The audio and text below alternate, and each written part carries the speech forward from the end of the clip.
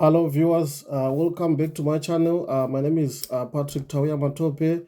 On this channel, I do deliver content related to social work or social care in general. And thank you so much for tuning.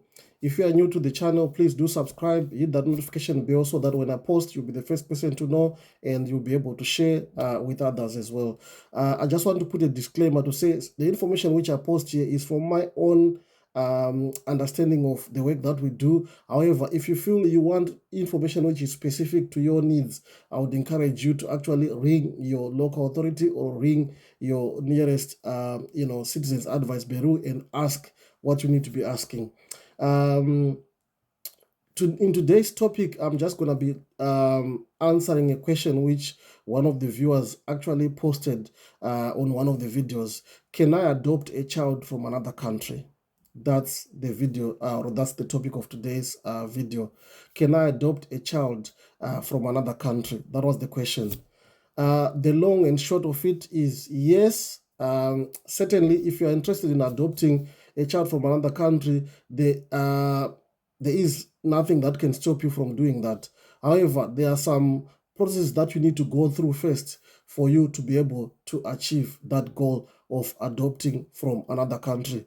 We call them international adoptions, so to speak. So in this video, I'm just going to talk about what you need to know before you decide to adopt internationally. Remember, there is what we call eligibility criteria. There is also, I'm going to also be talking about the process of what you need to go through for you to be able to adopt internationally. And I'll also be looking at the fees which may be applicable, because remember, you may need to end up paying some fees to make sure that that process is done. And also, I will touch a little bit on the restrictions which may be there, which may impede you from achieving that goal. We'll look into those 4 aspects in this video today. So thank you so much for tuning in. If you are not new to the channel, thank you so much for tuning in. If you are new, please do subscribe, hit that notification bell so that when I post, you'll be the first person to know. So the long and short answer of whether you can adopt a child from another country or from abroad is yes, you can. Certainly, you can adopt. And if you're interested in adopting a child from another country, this is exactly what you need to know. So first and foremost, there is what we call an eligibility criteria. You can adopt a child from overseas if, for example, the child cannot be cared for in a safe and effective way or in a safe environment in their country of origin. So that's one thing that you need to take into account. Or it is deemed that adoption would be in the best interest of that particular child. Point number 2.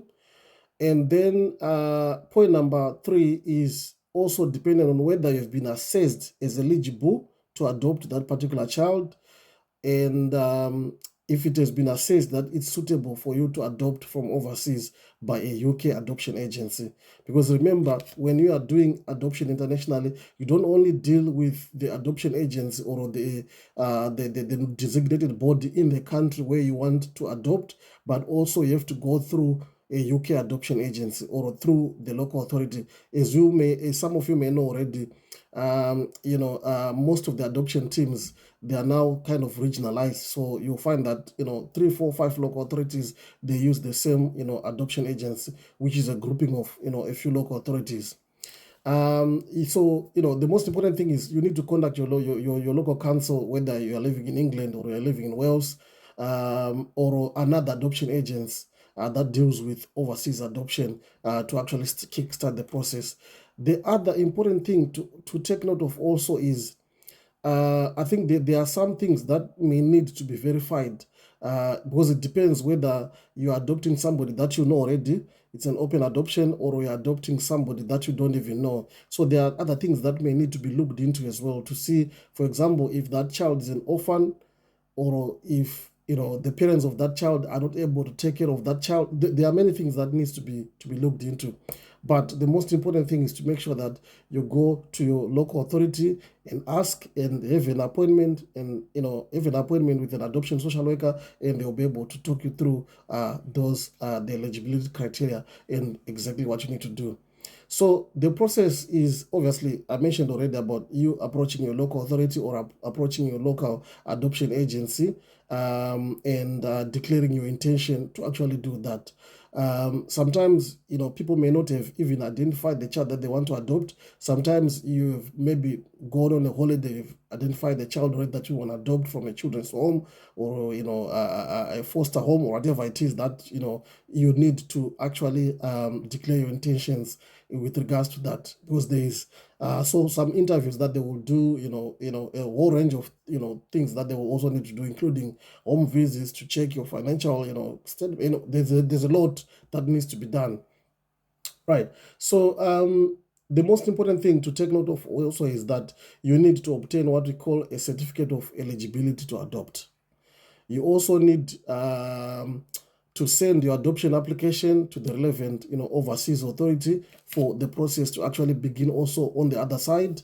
It's also important to actually prove that, you may have visited this child, or you may have visited the child in their country of origin, and you have confirmed your intention to adopt in that country as well. So it might be a bit of a costly process to do for an average person, so to speak.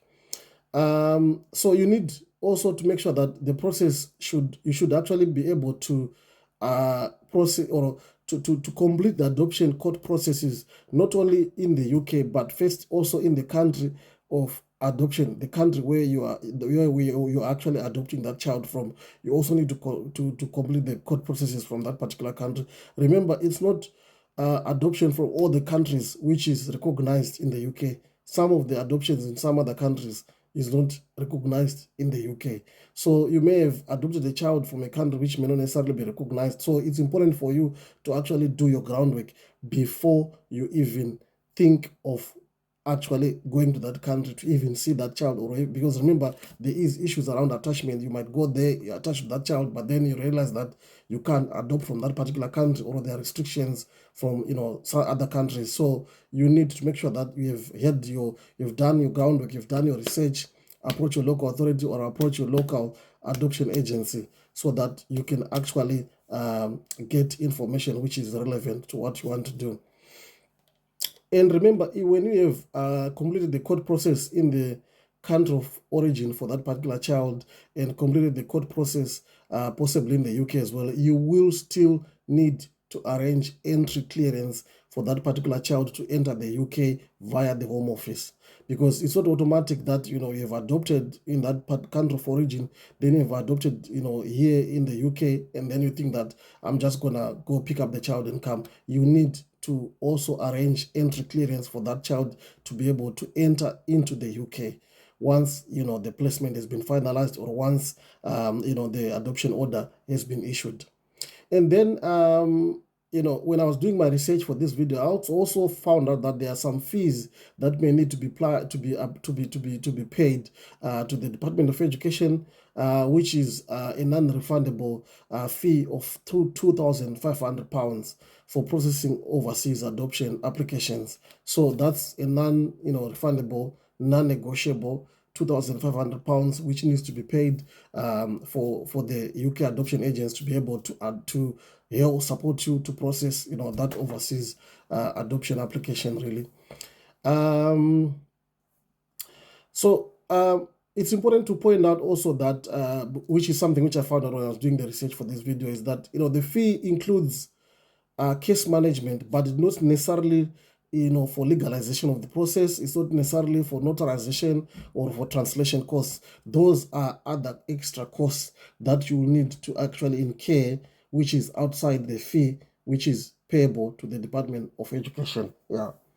So then coming on to the last segment of this video, I'm going to be talking about the restrictions. So remember, I mentioned about the fact that there could be a restriction on particular countries where you may not necessarily be able to adopt children from. So adoption from certain countries, such as Cambodia, Guatemala, Nepal, Haiti, Gambia, Ethiopia, and I think Nigeria, if I'm not mistaken. And I think there are a few other countries also. I'm not quite sure of the list, but I think if you go to your local adoption agents, they'll be able to give you that list. They are restricted due to specific reasons. I don't even know what the reasons are, but all I know is they are restricted due to specific reasons.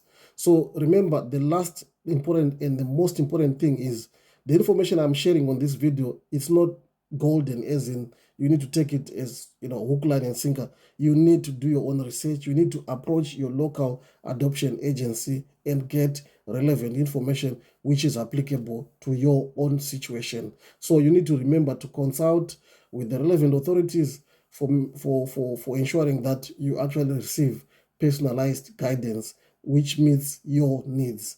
With those few words, I hope you've managed to grasp something, and thank you so much for tuning in. If you haven't subscribed, please do subscribe, hit that notification bell so that when I post videos, you'll be the first person to know. Thank you so much.